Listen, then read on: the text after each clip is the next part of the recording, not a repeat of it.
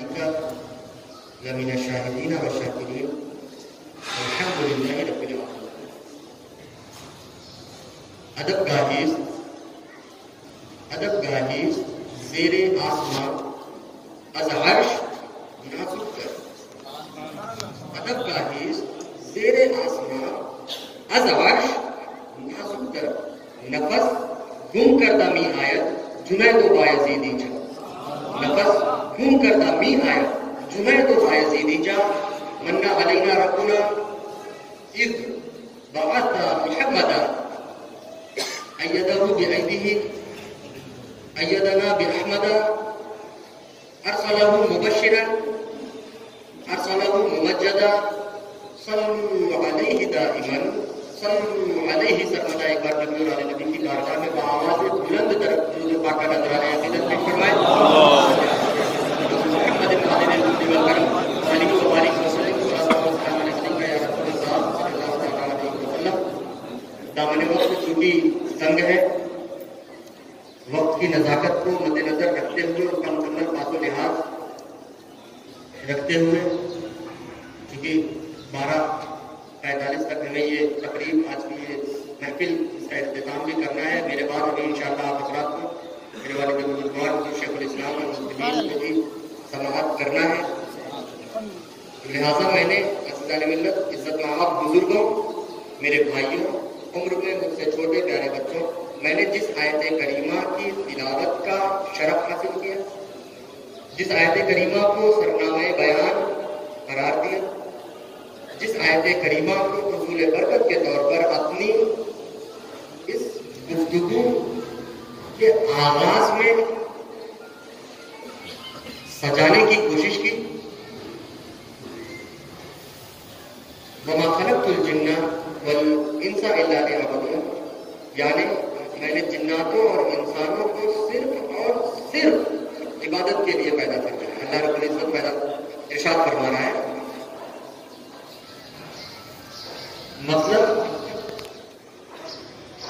مقصد تخلیق ما سوى العبادت کچھ بھی نہیں، صرف اور صرف عبادت. ہماری زندگی کے 3 چہرے ہیں، 3 چہرے، 3 رخ، 3 پہلو، 3 حصے. کچھ بھی اس کی ترجمانی کریں. پہلا جسے ہم اور آپ بچپن بولتے ہیں، دوسرا حصہ جسے ہم جوانی کا نام دیتے ہیں، تیسرا حصہ جسے ہم بڑھاپے سے تعبیر کرتے ہیں. 3 حصے.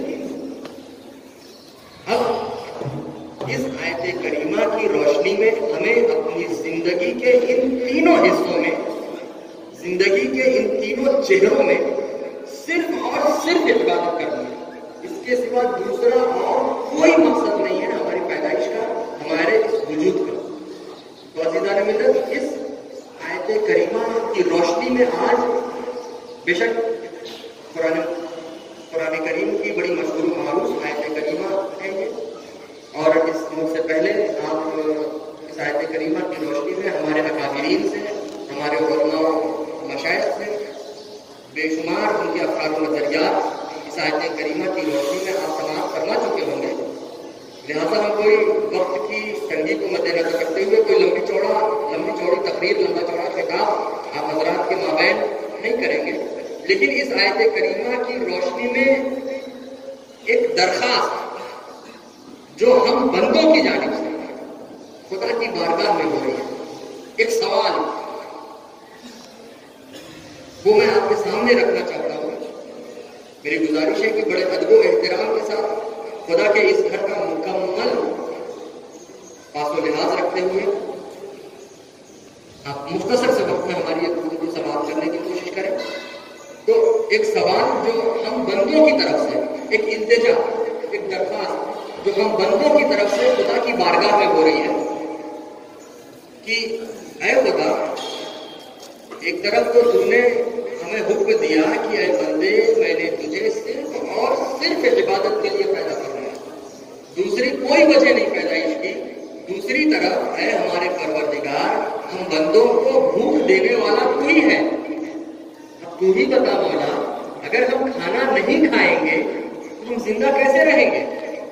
اور مولا دوسری طرف اگر ہم نے کھانا کھا لیا تو جو تو نے حکم دیا ہے کہ صرف عبادت کرنا ہے، اس کے سوا دوسرا کوئی کام نہیں کرنا، تو اتنا وقت جتنا وقت ہم نے کھانے میں لگایا وہ تو ظاہری طور پر عبادت سے ہٹ کر ہو گیا۔ تو مولا یہ تیرے حکم کی خلاف ورزی لازم آئی۔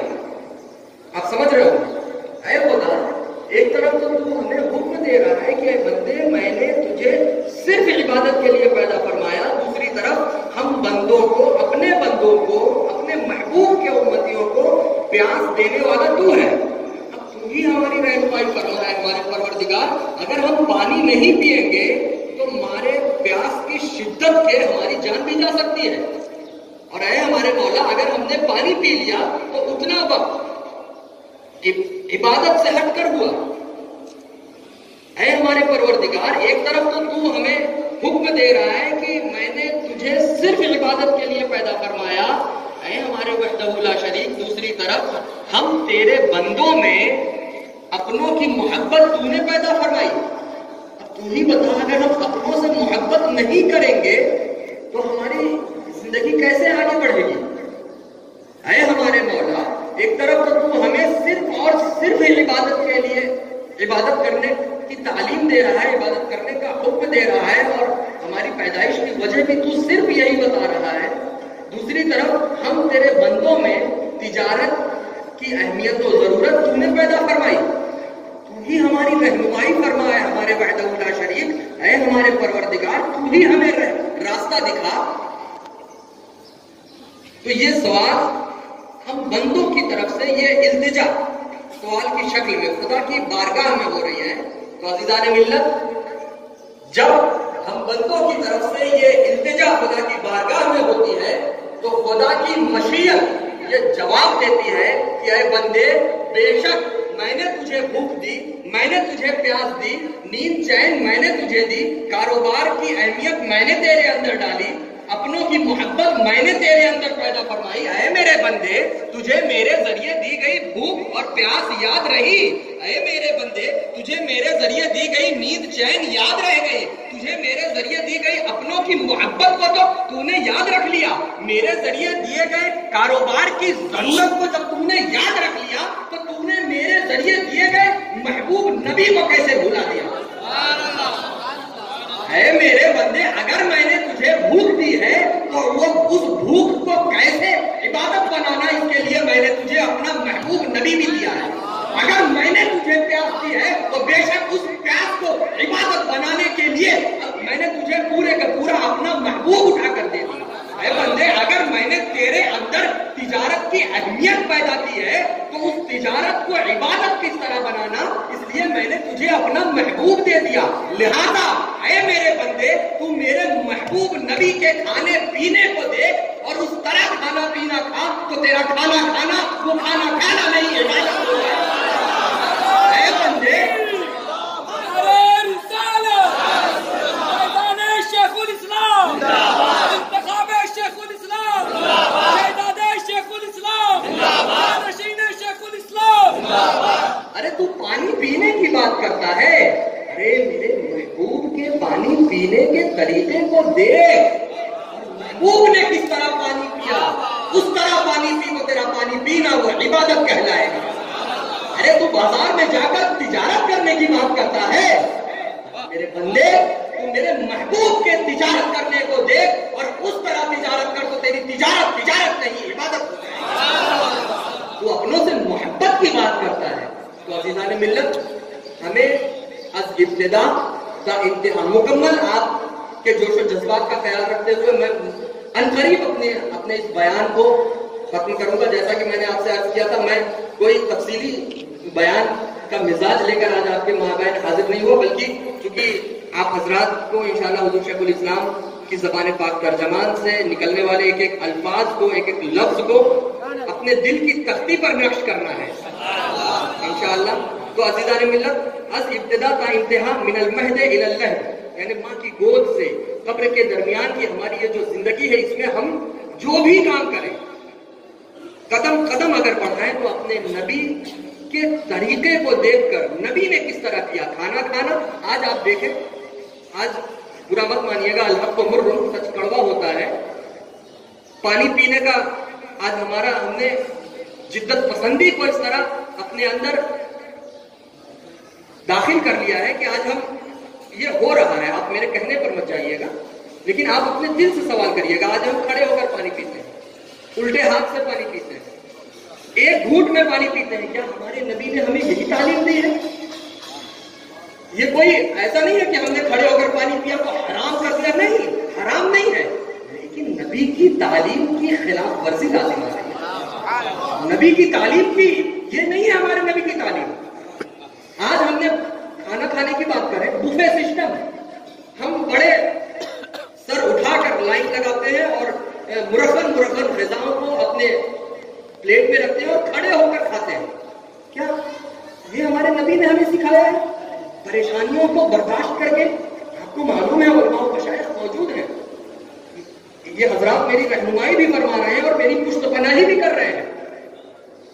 عزیزان ملت, جب ابتدائی دور تھا اسلام کا, ہمارے نبی صلی اللہ علیہ وسلم پر نے جب اسلام کی تعلیمات کو پھیلانا شروع کیا, اسے عام کرنا شروع کیا, اسلام کی تبلیغ جب فرمانا شروع کی, تو کیسے کیسے پریشانیاں ہمارے نبی کو برداشت کرنی پڑی.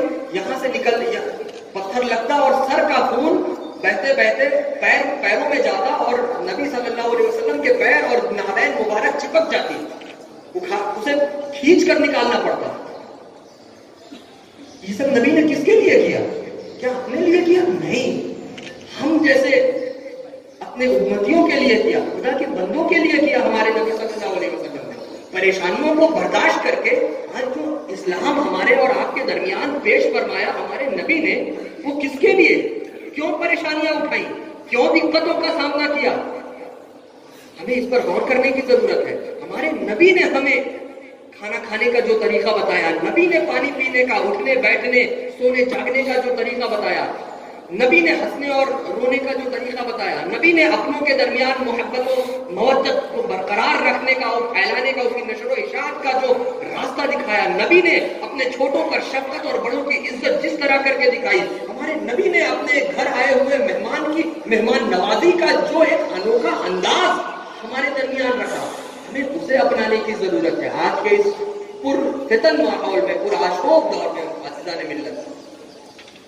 کیونکہ جیسے جیسے ہم اپنے نبی صلی اللہ علیہ وسلم کی تعلیمات سے دور ہوتے جا رہے ہیں اور اس زمانے کی الجھنوں میں الجھتے جا رہے ہیں, ہمارے اندر بے شمار کمیاں آتی جا رہی ہیں, تو ہمیں ان تمام چیزوں, نبی کے ایک ایک عمل کو دیکھ کر سمجھ کر اس پر عمل کرنے کی ضرورت ہے. عزیزان ملت, مختصر سے وقت میں ہم یہی کہنا چاہیں گے, میرے والد بزرگوار کا ایک شعر ہے, اس شعر سے ہم اپنی اس گفتگو کا اختتام کرنا چاہیں گے. پہلے اس سے پہلے کچھ دو اشعار اور.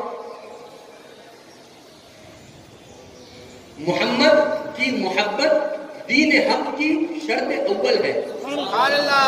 محمد کی محبت دین حق کی شرط اول ہے, اسی میں ہو اگر خامی تو سب کچھ نامکمل. اسی میں ہو اگر خامی تو سب کچھ نامکمل ہے. کہ محمد سے وفا تو نے تو ہم تیرے ہیں, کہ محمد سے وفا تو نے تو ہم تیرے ہیں. ارے یہ جہاں چیز ہے کیا, لوح و قلم تیرے ہیں. یہ جہاں چیز ہے کیا, لوح و قلم تیرے ہیں. اور میرے والد بزرگوار حضور شیخ الاسلام والمسلمین کے چند مصرے میں آپ کے درمیان رکھنے کی کوشش کروں. جو بے اثر ہو کے رہ نہ جائے, جو بے اثر ہو کے رہ نہ جائے, بلند وہ دست التجا کر. جو بے اثر ہو کے رہ نہ جائے, بلند وہ دست التجا کر.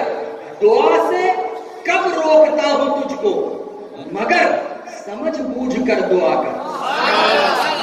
دعا سے کب روکتا ہوں تجھ کو, مگر سمجھ بوجھ کر دعا کر.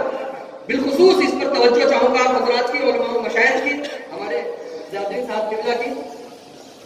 نبی سے ہٹ کر کبھی کسی کو خدا ملا ہے نہ مل سکے گا.